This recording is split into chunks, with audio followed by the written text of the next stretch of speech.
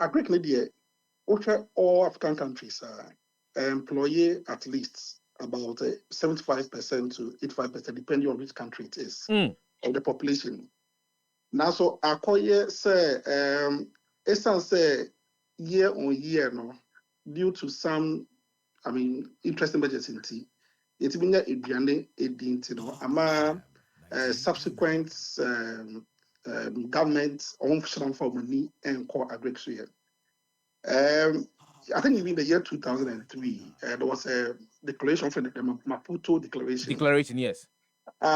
It was on agriculture and food security. I almost say African countries or African governments almost invested 10% from a budget on agric. Yeah. Just so that we can be able to ensure growth in agricultural economy and also end hunger. As I speak to you now, all the countries almost signed into it, including Ghana,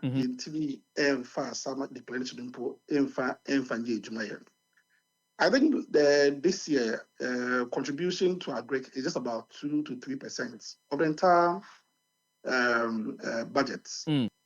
But then the point again is saying industrial, it's me employ over 2/3 of the population. Industrial more with Ghana would. How come say but budgets and so on? Yent mean far into more direction so that we can be able to do more production, ensure food security locally, and also be able to even export to be able to get foreign exchange. I know truthfully that's the dilemma. Every government on focusing on agric. Now so about a juma from Padia. I can't kakra. So how do we change this? Because if you're taking a critical look at the Maputo Declaration and the recommendations that were found in the Maputo Declaration, if you're to come, Yamfa Ghana, Yamfa on the down to Ghana, what are some of the critical bottlenecks? And Yama aye usia quintia, kamia say yen share that emfa yeni and share our agric sector. Number one, to get the needed results from the sector. Number two, to truly see it as a critical leverage for economic growth. Into I bit me here the needed investment. Listen, about research, about what our research institutions CSR for a year, what our various universities now year, what individual agricultural economists so a year. You want all the solutions. The will, the political will by the states. So and some or how who do you want new year name market that's the whole point. Because about the food security crops, they said maize, rice, soya. They say over time no about your staple idea. A lot of focus been quite bro, and most in Colana the best meal like more. Now she saw no let's say our main staple like food security crops, maize, rice, soya, and I was saying me 200 amount to ensure that we are able to guard it. It's even currently an issue. For rice, for example, my company you produce one of the best rice brands on the market. It's called ABV rice. Yeah, what we interest you? Let's say, all baby production Ghana have chemicals at the bar. Over chemicals the bar, with your imports duty, all those things. Yeah. Okra a bro seed so the back country don't swam, but import duty. Now so say issues we see na say yentimi and produce enough locally. Na say aban import permits at the companies already produced a bro and yambodia bar. Then they give them how do you call it, subvention when it comes to duty. And what who? And to say Yamu a year kanyamadia ba say be production locally. It be create job, employment locally. Now it's me I share encourage most of Canadians. these measures now I'm considering here support edema local institutions and local agricultural businesses now. It doesn't come as you ought to do. It's once I compare local rice. I'm so local rice where they see imported rice. True. I think because local rice no obetia everything with all these taxes now also no. Now so obi the imported rice bar over a lot of exemptions. But then the point again is why don't we insist who will scout by importing rice at the bar? There should be some local inclusion. Say be as 50% of that money goes to local production. Then we can give you the exemption to approve the amount, the right to be able to import the additional rice out of the country. But it doesn't happen that way. On make up a person, you be a policy, you be sure, you be signing, you be implementation, then we all forget about it. And I think it's because we have people now year on year, anka issue BC, I'm a journey say I'm sure say Bianca, the states will put a lot of energy and oil into these things.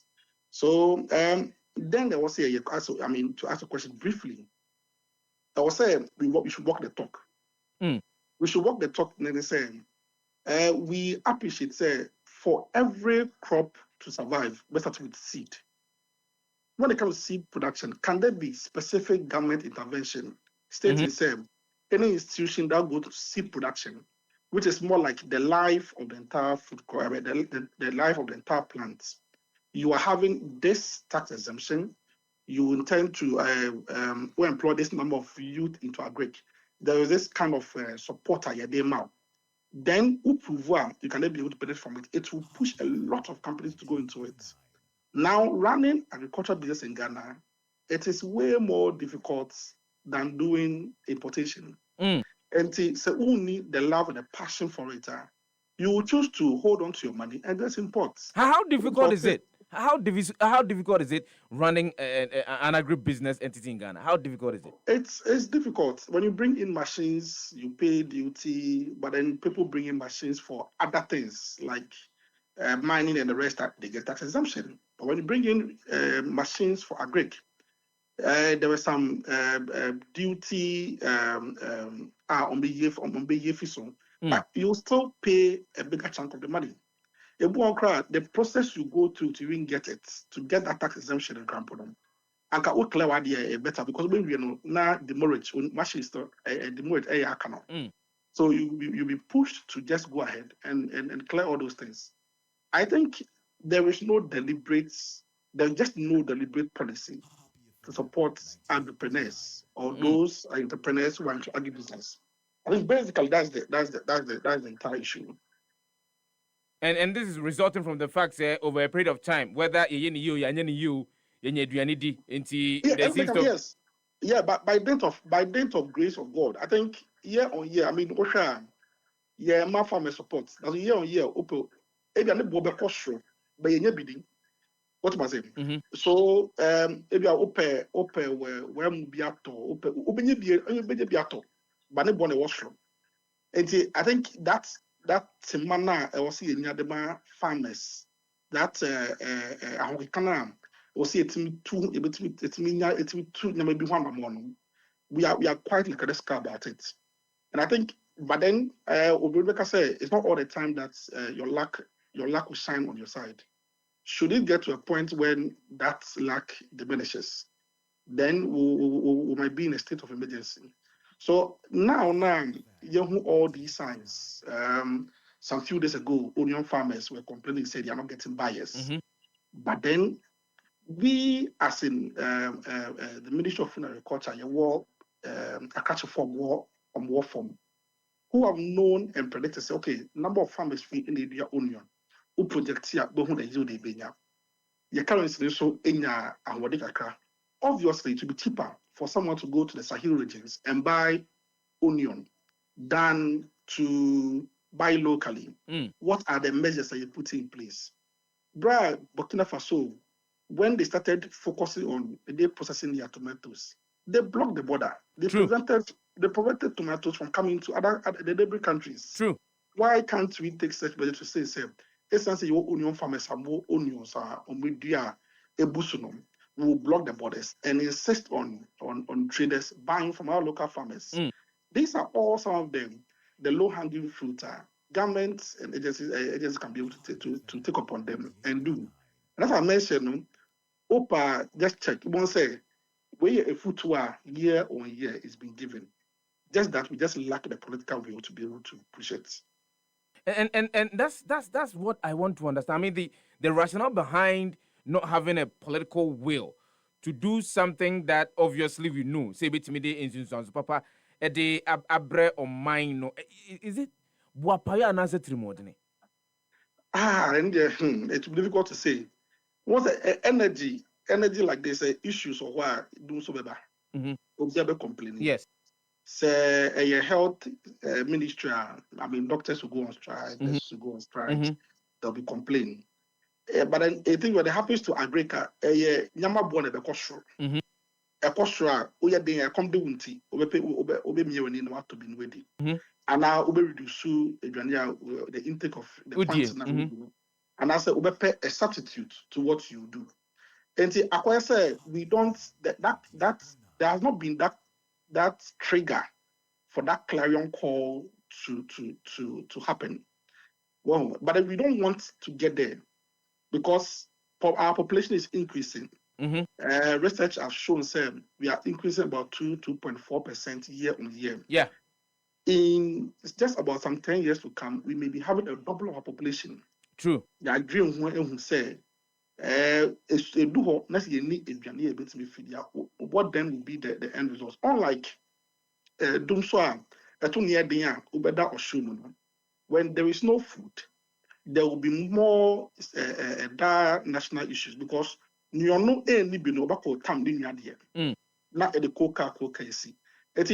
don't want to get there, but then it is up to our institutions and those in government to take a more critical look at it. Even when you do a little bit casual look, I mean, you realize that even the population and the age, the mean age or the average age of young pharmacy are over 60 years. Now, so Ghana, so your life expectancy is about 65 years. So if you have the average age of farmers being over 60 years, that means we are leaving our food security in the hands of people who are nearing life expectancy rates, life expectancy age. So in some 10 years to come, we are even applying this. You realize that we will be ending up losing a lot of our farmers. But then what has been the intervention to engage the youth to come into agric? Just to ensure that pharmacy, when they are wiped off, we will still have some youth who are still into farming who end up holding the forts, especially in the population where we have 2/3 of our population being within the youth age. So we have 2/3 of our population being the youth age. However, we still don't have them into agric. So a mix of many issues. And as I mentioned, we just need one political wills government to choose and focus on agric, rally everyone around agric, because agric fuels industry, agric fuel pharmaceutical industry, agric fuels everything. We currently import ethanol from out of country to bring to Ghana to use for our pharmaceutical industry. However, your crops are able to be locally. Are able to be harness such benefit.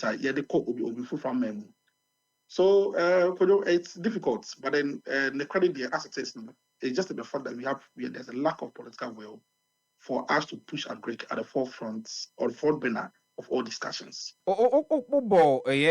Youth participation, and it is interesting that you mentioned say, here the average age of our farmer, and as a farmer say, Maimuna, they are from 50 upwards.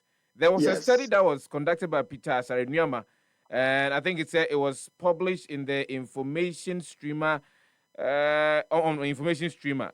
The findings of about 76.7% of young Ghanaians surveyed expressed interest in farming and agribusiness, despite concerns about climate change and impacts like floods and drought.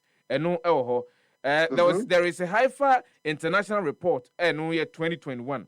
Now, only 5% of Ghanaian youth were engaged in agriculture processing, despite agriculture's role as a key economic pillar. Just like you mentioned, there is enough literature, there is enough research study, there are enough papers. I'm not sure. They could have leveraged to draw up policy. And so I find it quite interesting that as we speak now, just like you mentioned, if yɛnka sɛ saa mmara na mmom ɛkɔba ne sɛ mpanyimfoɔ asɛsi a no ɔmo yɛ kua no ɔmo firi hɔ a the interest ɛwɔ mmabunu no mu a ɔmo bɛtumi de akɔ akɔwura mu no wɔ hɔ kwan bɛn na yɛbɛfa so a yɛbɛtumi atwe ɔmo de akɔ akɔwura mu. Yes, I don't know. That's the issue again. And I think just to also buttress your point, though, you'd also realize, say, your youth, your wing, say, our village, now your position at Greek as a pro-rural intervention.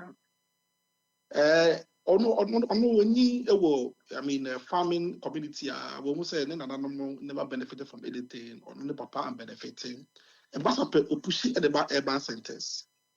When you check data, and so you realize that the population of the youth within Greater Accra and the Greater Kumasi areas now, Okaboma, that population, that total number is forming almost half of the entire youth population we have.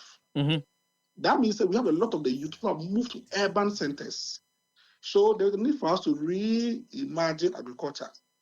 Now, to me, agric money appealing. To say, I mean, when it comes to the various monies that is being spent on many other things, sometimes say it's related to agric now. Can we now go down because there's some number will be organ card. Mm-hmm. We can easily be able to turn out all the youth who are within all the individuals who are within a certain youth age. We allow them to those who have interest in agric. There should be a blanket benefits for all of them. But right now, they'll tell us, you want to start a company and they say you're into agric, you may have to apply for some benefits, applications. So yeah, I didn't whoever will approve it, process will go through. But a blanket to say, we are youth, we are agric. Because we are agric, automatically, these are the benefits I'm supposed to get. It becomes easier to get more youth to come to agric. Truthfully, as it stands now, it is worrying. It is really, really worrying because we are first, now the population had a lot of the youth who are above the age of 25. Mm-hmm. Now we have a higher population for our youth between 15 and 21. 21, true. Then we say we have a lot of our youth under 21. Mm-hmm.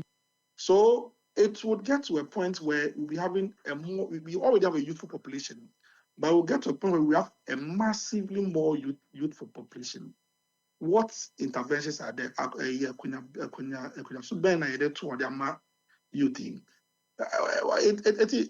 I don't know how to put it, but then the truth is, it's just that I mean we have always had lip service to it. You see fertilizer factory, you see, but how many jobs can be created out of it? But then there are a lot of other interventions. We have a lot of poultry waste. We have a lot of farm waste that can be converted to organic matter or organic fertilizer. If a youth wants to go into it, what are the pathways? Be saying, what interventions are there for you to move urban centers who want to go into agric? Because you can't agric also village agric. But then the market is in the urban centers. Yes, and now I mean, Ocheke, Singapore, Malaysia, all the developed countries, they are doing urban agriculture. They be doing there, farming or veranda so. It be balcony so. It be down the top. They do urban agriculture. They use systems like the hydroponic system, where you can do vegetable production without using the soil. So there's a medium that all the nutrients are in there that the youth can be able to benefit from. When I had a taste of interest to the youth now, it's reimagine agriculture media. And a friend at 20 million. That's not what we're asking for, but unfortunately, that's what we are heading to. Mr. Nartey, say what say yeah the $3 billion US. Akwa emu the from on ne what say as a result of food wastage, yeah, sika somewhere around 760 billion Ghana cedis. What say nneɛma yɛ kra anaasɛ nnuane a bi a atosode bi a yɛkra free abibimam ha, like we mentioned, onion, carrot, tomatoes, to a tune of about $300 million US. What is something I know what you're saying?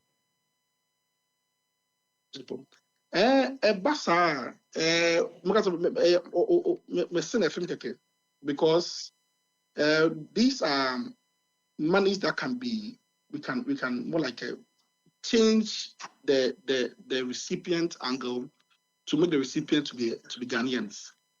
As it stands now, I mean, more to come to other African countries, Senegal, Cote d'Ivoire, even Nigeria, they insist on eating their own food. And they imported a more at the bar, billions of dollars. Imagine when government has made their mind say, for the next year, we are focusing on eating 50% of the rice being consumed in all our programs, all our schools, from local producers. We are creating demand. We create demand, and when you create demand, production will also be increased to meet the demand. Now, this 3 billion, they call other countries. We are forgotten to say, when all these monies go, we are pumping that money into the economy and creating jobs there. Big up, you're not creating jobs there to the deterrent of our youth or to the deterrent of farmers locally. As it stands now, even poultry products, we produce less than 10% of the poultry area. No correct. So I mean, the way we can go over it, we can go on and on and on and on. But I believe that it's about time, man. We should insist on proper government interventions with well outlined outcomes. As for your supporting institution, your production, your support, it's easy to say, but there should be proper outlined outcomes. And about engagement, they say, send our meetings. I'm campaign about things. About that engagement, engage openly. Let's allow the media houses to be there. Let's allow all the stakeholders to bring out their issues. Because as for food, as I mentioned, it is not to a number anyhow that we want. But then, if it wasn't so, it was the other way around, which we don't want to get there. Realize that we had opportunity, we had years of opportunity for us to become the food basket of the West African region. Now, so opportunity to be a load. See the Sahel regions, Sahel regions, that means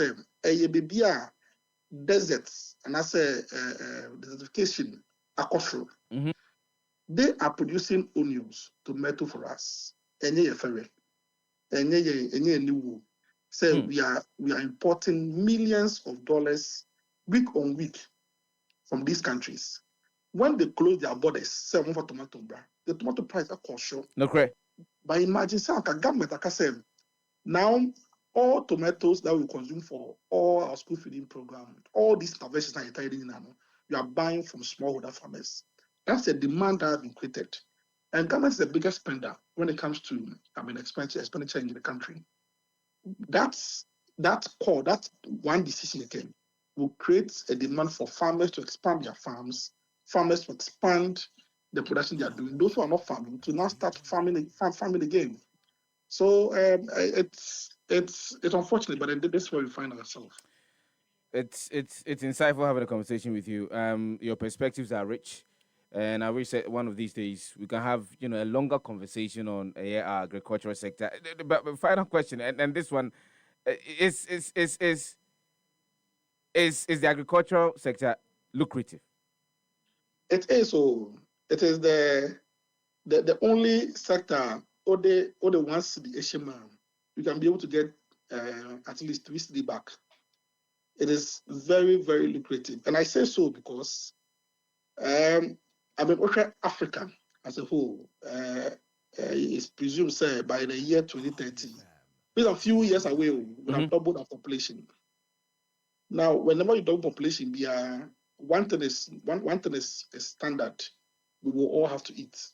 Feeding. So, as our population is increasing and we are eating, then there's always demand for food. So, as for agric, as a pathway of job creation, it is very, very lucrative. But then it is in focus and it's not like building a skyscraper. Now, so you would go into it and you bare your fingers. I don't know was football, almost capa, and some sharp written one. No, monsieur, because they went in thinking, say, it's just about like a buy and sell. It needs a lot of technical know-how. It needs a lot of managerial experience for you to be able to benefit from it. So it is lucrative. Because let me even put this rhetorical question to you. And can you lucrative? How can a sector that is employing over 60% of our population still be surviving? Because Oko villager, Obiako Efumo, Obia only how do you call it? Only any support coming from government. Oko Efu. No, you be now we be able to manage. What I say, but I realize that you know, you na say if Munyama na the cool school, you be do kroma, they were all looking for the white collar job, forgetting that near a team will do a new do baby away culture. So that one there is very, very lucrative, and it's an area where if we push and get a lot of the youth into it, there will be the reduction of unemployment, there will be the strengthening of the currency, and there will be the increase of a lot of food. To the point that food will become cheaper, and we can export some outside for forex benefits.